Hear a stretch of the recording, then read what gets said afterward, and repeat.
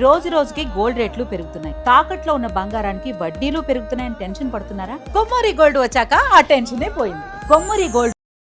నమస్తే, this is Sourya.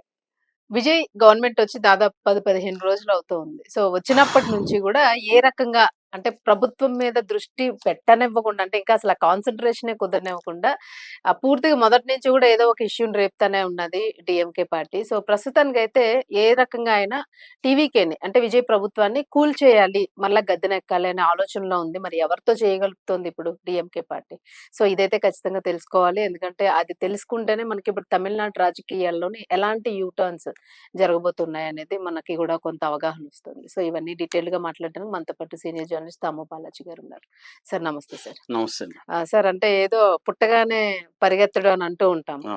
So నిజంగానే విజయ్కి అయితే ఒక రకంగా కొత్తే ముఖ్యమంత్రి పదవి. సో కనీసం కొద్దిగా కూడా ఆలోచించుకునే టైం గానీ ఏమి ఇవ్వకుండా ఒకదాని మీద ఒకటి వీళ్ళు రకరకాల ప్లాన్స్ చేస్తున్నారు గవర్నమెంట్ పడగొట్టేయడానికి. సో ఇది ఒక రకంగా ప్రజలకు కూడా కొంత ఇబ్బందికరమైన అంశంగా అనుకోవచ్చా సార్ దీన్ని మనం? మామూలుగా హనీమూన్ పీరియడ్ అంటారు. అంటే ఏ గవర్నమెంట్ ఫామ్ అయినా ఒక 6 months టైం ఇవ్వడం అనేది ఆనవాయితీ. కానీ ఎవరు ఇవ్వట్లే ఈ మధ్య. ఇక్కడ కూడా రేవంత్ రెడ్డికి 6 months ఇస్తా ఉన్నారు, ఇవ్వలేదు. డే 1 నుంచే హరీష్ రావు వీళ్ళు అటాక్ చేయడం మొదలు పెట్టారు. ఎక్కడైనా అంతే. అక్కడ జగన్ అంతే, అంతకుముందు జగన్ ఉన్నప్పుడు తెలుగుదేశం అంతే, ఎక్కడైనా అంతే. కాకపోతే స్టాలిన్ ఏంటంటే 6 నెలలు ఈ మెజార్టీ లేదు కాబట్టి 6 నెలలు మనం టైం ఇస్తామని అన్నాడు. కానీ 6 నెలలు టైం ఇలా వాళ్ళు కూడా డే 1 నుంచే వాళ్ళు కూడా అటాక్ మొదలు పెట్టేశారు. సో విజయ్కి ఏంటంటే అసలు ఏ రకమైన పరిపాలన అనుభవం కానీ, ప్రజలతో ఇంటరాక్షన్ కానీ, అంటే పొలిటికల్ పార్టీ ఎక్స్పీరియన్స్ లేదు, అడ్మినిస్ట్రేటివ్ ఎక్స్పీరియన్స్ లేదు. ఆయనకి లేదు, ఆయన పార్టీలో కూడా చాలా మందికి లేదు. ఎక్కువ మంది బలము బలహీనత అదే, కొత్తగా ఫ్రెష్ గా ఉన్నారు. At the same time experience లేదు. రెండోది బ్యూరోక్రసీ మీద పట్టు లేదు.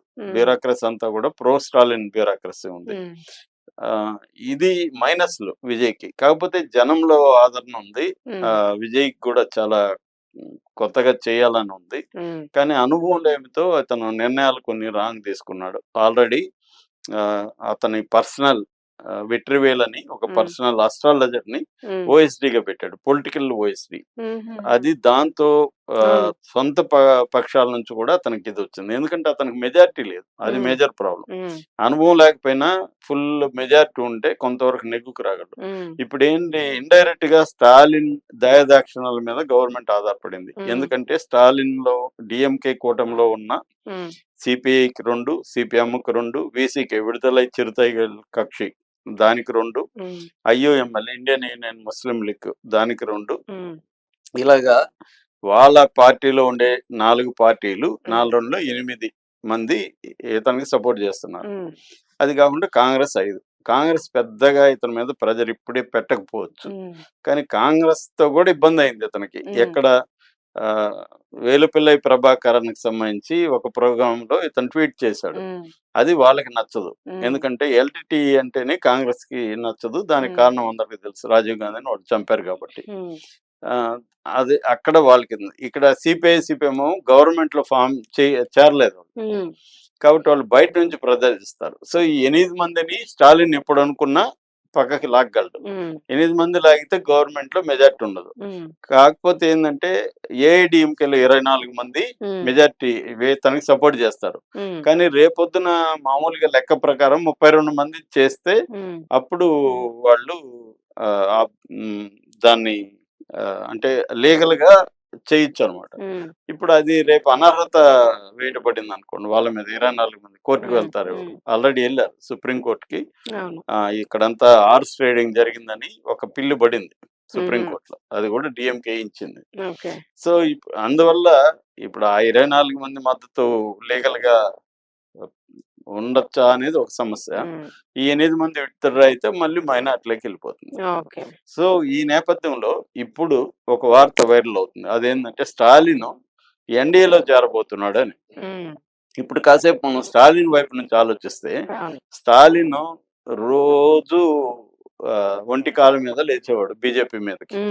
ఇన్ని 5 ఏళ్ళు చాలా, అసలు ఏ ముఖ్యమంత్రి కూడా అంత స్ట్రాంగ్ గా బీజేపీని వ్యతిరేకించింది లేదు. అలాగా స్టాలిన్ వ్యతిరేకిస్తుంటే సడన్ గా కాంగ్రెస్ స్టాలిన్ తో చర్చించకుండా సడన్ గా అతనికి చేయించింది కాంగ్రెస్ కాబట్టి బై బై. హస్తం ఇచ్చింది.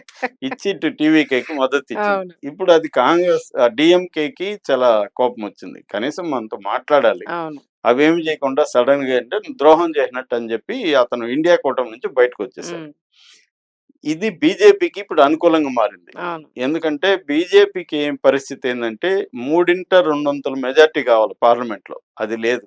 అది 2 కర్రల మీద ఆధారపడి చంద్రబాబు ఒక కర్ర, నితీష్ కుమార్ ఒక కర్ర. ఈ అవును. 2 ఊత కర్రల మీద ఆధారపడి గవర్నమెంట్ నడుపుతుంది.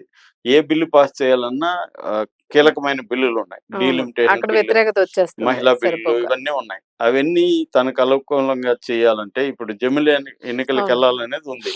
3/2 కాన్స్టిట్యూషనల్ చేంజెస్ కావాలి. ఉమ్, అది లేదు. అందుకని ఇప్పుడు స్టాలిన్‌కి 22 మంది లోక్సభ సభ్యులున్నారు. ఉమ్, 8 మంది రాజ్యసభ సభ్యులున్నారు.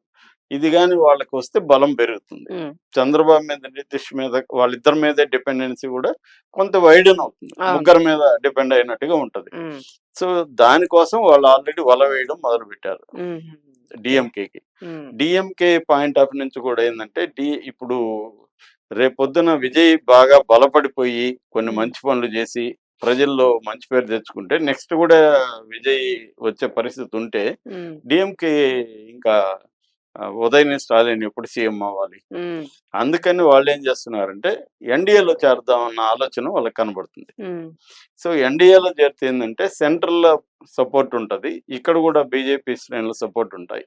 ఒక యాంగిల్. రెండో యాంగిల్ రజనీకాంత్. రజనీకాంత్ మనం మాట్లాడిన దాంట్లో క్లియర్‌గా మనకు అర్థమైంది. అంటే ఆయన నాకు జెలసీ లేదన్నాడు గానీ జెలసీ ఉంది. ఎందుకు ఉండదండి? ఆయన ఉండదు. ఎప్పటినుంచో సీనియరు. ఈ అబ్బాయి వచ్చిందే రెండేళ్ళు కూడా సరిగ్గా కాలేదు. బయటికి చెప్పకపోయినా పార్టీ లోపల. పెట్టాడు. సీఎం అయిపోయాడు.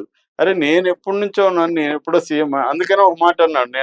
నేను కూడా గెలిచుండేవాడిని అన్నాడు. ఉమ్, సో ఇప్పుడు అతనికి ఛాన్స్ ఇచ్చారనుకో కనీసం రాష్ట్రపతి ఇస్తామనో, లేకపోతే కేంద్ర మంత్రిగా రాజ్యసభ ఇచ్చి కేంద్ర మంత్రనో, లేకపోతే రేపు మళ్ళీ ఈ ప్రభుత్వం కూలిపోయి ఎన్నికలొచ్చినప్పుడు ఈసారి విజయ్‌ని ఎదుర్కోవాలంటే బలమైన కరిస్మాటిక్ పర్సన్ కావాలి కాబట్టి రజనీకాంత్‌ని ఎన్‌డీఏ ఈ కూటమి తరపున పెట్టొచ్చు. ఎందుకంటే ముందు సీఎం అతనయ్యి మళ్ళీ స్టాలిన్ కేంద్రానికెళ్ళిపోతాడు. ఉదయనిధి స్టాలిన్ డిప్యూటీగా ఉంటాడు. అట్లాగే డీఎంకే గవర్నమెంట్ ఫార్మ్ చేయొచ్చు. ఆల్రెడీ వాళ్ళతో కమల్ హాసన్ ఉన్నాడు. ఉమ్, సో కమల్ హాసన్, రజని రేపొద్దున విజయ్‌కి పోటీగా నిలబడ్డారనుకోండి, కొంతవరకు తట్టుకోవచ్చు. ఉమ్, ఈ స్ట్రాటజీ ఇప్పుడు డీఎంకే ఏస్తుంది. అవును. అయితే ఇప్పటికిప్పుడు గవర్నమెంట్‌ని వీళ్ళే పడగొడితే సింపతి విజయ్‌కొస్తుంది. అవును. అందుకని వీళ్ళేం చేస్తున్నారు, విజయ్‌ని తప్పులు చేయనిచ్చి, ఉమ్, ఆ తప్పుల్ని చిన్న తప్పును కూడా భూతద్దంలో భయంకరంగా చూపించి, ప్రజల్లో అనవసరంగా వీడిని ఎన్నుకున్నాం, వీడికేమీ తెలీదు. వీడికి అంతా కూడా వీడి ఇష్టం వచ్చినట్టు చేస్తున్నాడు అన్న ఒక తొగ్లక్ కైండ్ ఆఫ్ మనకి ఉమ్, ఎన్టీఆర్‌కి కూడా అలాంటివి వచ్చిందప్పుడు. అదే. అతను ఏం చేస్తున్నాడని ఓడగొట్టారు తర్వాత. అవును. అట్లా విజయ్‌ని ఓడగొట్టే స్థాయిలోకి తీసుకొచ్చి అంటే 6 నెలల, 1 ఇయర్, 2 ఇయర్స్ లోపల చేసి విజయ్ గవర్నమెంట్‌ని పడగొట్టేయాలి. ఉమ్, చేసేస్తే అప్పుడు ఎన్డీఏ బలం పుంజుకుంటుంది. ఉమ్, అప్పుడు స్టాలిన్ రజనీకాంత్‌ని పెట్టుకొని ఒకవేళ రజనీకాంత్‌ని స్టేట్‌లో కుదరకపోతే ఆయనకి రజనీకాంత్ రాష్ట్రపతి అడుగుతున్నాడని కూడా ఒక వదంతి వస్తుంది. ఉమ్, ఆయనకి కూడా రిటైర్డ్ అయ్యే కాలంలో రాష్ట్రపతిగా రిటైర్డ్ అయితే ఆయనకి ఒక హ్యాపీ ఉంటది. చాలా ఉమ్, మంది ఏజ్డ్ అయినా కోరుకునేది అదే. అవును. సో అలాంటి ఇది రజనీకాంత్‌కి ఇవ్వగలిగితే ఉమ్, వాళ్ళు కూడా ఇవ్వడానికి రెడీని. ఇప్పుడు ఏంది ద్రౌపది ముర్ముకి ఇచ్చినప్పుడు అవును. రజనీకాంత్‌కి ఇవ్వడానికి ఏముంది? పైగా సౌత్ ఇండియాలో పట్టు రావట్లేదు ఇప్పటివరకు. అవును. అందువల్ల ఆ యాంగిల్‌లో వెళ్దాం అనేది ప్లాన్ ఉంది. ఉమ్, అందుకని విజయ్‌ది చిన్నది జరిగినా కూడా వాళ్ళకి ఉన్న మెకానిజం, వాళ్ళకున్న పార్టీ స్ట్రక్చరు, ఉమ్, మీడియా మీద ఉన్న పట్టు దీనంతా ఉపయోగించుకొని పెద్ద భూతద్దం. మామూలుగా అయితే ఐపీఎస్‌లని ట్రాన్స్‌ఫర్ చేయడం అనేది ఏ ప్రభుత్వం కొత్తగా వచ్చినా చేస్తుంది. చేస్తుంది. అవును. ఎందుకంటే వాళ్ళకి అనుకూలంగా ఉన్న వాళ్ళని పెట్టుకుంటారు. కీ పోస్టులలో డీజీపీ కావచ్చు, ఉమ్, సెక్రటరీలు కావచ్చు, ఇలాగ కీ పోస్టులలో ఐపీఎస్, ఐఏఎస్‌ని మార్చడం అనేది కామనే కదా! కానీ విజయ్ ఇప్పుడు మార్చాడని, వచ్చిన అదే. వారం, 2 వారాల్లోనే మార్చేస్తున్నాడని పెద్ద ఎత్తున గోల. ఆల్రెడీ అతను వచ్చి 4 రోజులు కాలేదు. ఇంకా కుదురుకోలేదు. Already law and order crimes పెరిగిపోయినాయని అవునా ఇలాగా అతన్ని మరి దారుణంగా అసలు. చేస్తున్నారు. మళ్ళీ ఒక పక్క త్రిష గమ్మున ఆయన ఆ పాటికి ఆమె ఇంట్లో ఉంటే కూడా అవును త్రిషకి పెద్ద పోస్ట్ అని అవును ఇట్లా రోజుకొకటి విజయ్ మీద యాంటీగా చేస్తూ కన్ఫ్యూజ్ ఉన్నారు. క్రియేట్ ఆ చేస్తున్నారు. పని ఆమె చేసుకుంటా ఉంది అసలు సినిమాలో అవి ఇవి. రెండోది ఏంటంటే విజయ్ ఇచ్చిన హామీలు నెరవేర్చడం కూడా విజయ్కి టఫ్. ఉమ్, అవును సంవత్సరానికి 1,00,000 కోట్లు కావాలి. అవును 1,00,000 కోట్లు లేదు. దేశంలోనే అతి ఎక్కువ అప్పున్న రాష్ట్రం నెంబర్ 1 తమిళనాడే. తమిళనాడు. దాదాపు 10 లక్షల కోట్లు అప్పు ఉంది. సో ఇవన్నీ విజయ్ ముందున్న సవాళ్ళు. దీన్ని విజయ్ ఎలా డీల్ చేస్తాడు అనే దాన్ని బట్టే ఉంది. కాకపోతే ఏంటంటే ఇప్పటికిప్పుడు ఇమీడియట్ గా 6 నెలల లోపలైతే గవర్నమెంట్ కూలగొట్టే పరిస్థితి లేకపోవచ్చు. అవును. కానీ విజయ్కి అది ఎప్పటికప్పుడు కత్తి మీద అగ్ని సామెత. పరీక్షలాగే ఉంది. అవును. ఆయన బ్యాలెన్స్ అంటే దాన్ని ఏమంటారు, నిజంగానే చిన్న సన్న దారం మీద బ్యాలెన్స్ సర్కస్ చేస్తారు. సర్కస్ సర్కస్ ఫీట్ చేస్తున్నట్టుంది. చేసుకోవాల్సిందే. సో ఇది ప్రాబ్లం. అవును. ఎందుకంటే ఆ, స్టాలిన్ కూడా వాళ్ళేం తక్కువ కాదు. అవును. 1967 నుంచి ఆ పార్టీ ముదిరిపోయి ఉన్నారు అనేక అందరూ. ఆటుపోట్లకు గురైన పార్టీ. సో వాళ్ళు ఆల్రెడీ బీజేపీలో గతంలో ఉన్నారు. మన ఈయన వాజ్పేయి పీరియడ్ లో ఉమ్, బీజేపీలో ఉన్నారు. మళ్ళీ బీజేపీలోకి వెళ్తారు. కాకపోతే వాళ్ళకు ఉన్న ఇబ్బంది ఏంటంటే సనాతన ధర్మాన్ని ప్లేగ్ తో లేకపోతే కలరాతోని డెంగ్యూతో పోల్చడం. పోల్చినాడు ఇవన్నీ ఉన్నాయి కాబట్టి దాన్ని ఇంకా మార్చుకుంటారు. అందరూ యూటర్న్లు చేసుకునే రాజకీయ నాయకులు కాబట్టి అవును. అట్లాంటిది ఒక ఇబ్బందులు తప్ప అదర్వైజ్ వాళ్ళు ఇప్పటికి ఇమ్మీడియట్ గా కాకపోయినా ఉమ్, లోపాయికారిగా ముందు ఎన్డీఏలో కలిసి ఉమ్, మెల్లగా ఎన్డీఏలో జాయిన్ అయ్యే అవకాశాలు ఉంది. అది కానీ అయితే ఏమవుతుందంటే ఏఐడిఎంకే చీలిక వర్గం కూడా వీళ్ళతో అటు వెళ్ళే అవకాశం కలిసిపోవచ్చు. ఉంటుంది. అప్పుడు అక్కడ స్ట్రెంగ్త్ అవుతారు. ఉమ్, వాళ్ళకి కూడా ఇతని ఇమేజ్ ఎదుర్కోవడానికి రజనీకాంత్ తీసుకోవచ్చు. ఉమ్, రజనీకాంత్ రేపొద్దున వీళ్ళ తరపున ఆ, చేయొచ్చు. చేయొచ్చు. సో అది జరిగితే మాత్రం విజయ్కి ఇబ్బంది. ఏదేమైనా విజయ్ కత్తుల వంతెన మీద నడుస్తున్నట్టే మనకు సార్ ఇక్కడ అర్థం. చిన్న డౌట్. ఇప్పుడు రజనీకాంత్ కామన్ గా ఆయన బాగా భక్తుడు, అవును. ఆధ్యాత్మిక చింతన ఇవన్నీ. డిఎంకే చూస్తేనేమో సనాతన ధర్మానికి ఆపోజిట్. సో అక్కడ పర్వాలేదా? క్లాష్ ఏమైనా వచ్చే అంటే అది వర్కౌట్ అవుతుంది అదేం అనుకోవచ్చు. కాదు. ఇప్పుడు అట్లా అనుకుంటే విజయ్ అంతేలేండి, కూడా తమ్ముడు భక్తుడే. తమ్ముడు విజయ్ ప్యాకెట్. కూడా భక్తుడే కదా. వాళ్ళ అమ్మకి టెంపుల్ కట్టించాడు. అవునవును. అంటే వ్యక్తులుగా వాళ్ళు ద్రవిడియన్ పార్టీగా ఉండడం వేరు. చాలా ఉమ్, మంది డిఎంకే మినిస్టర్లు కూడా భక్తులే గతంలో కూడా.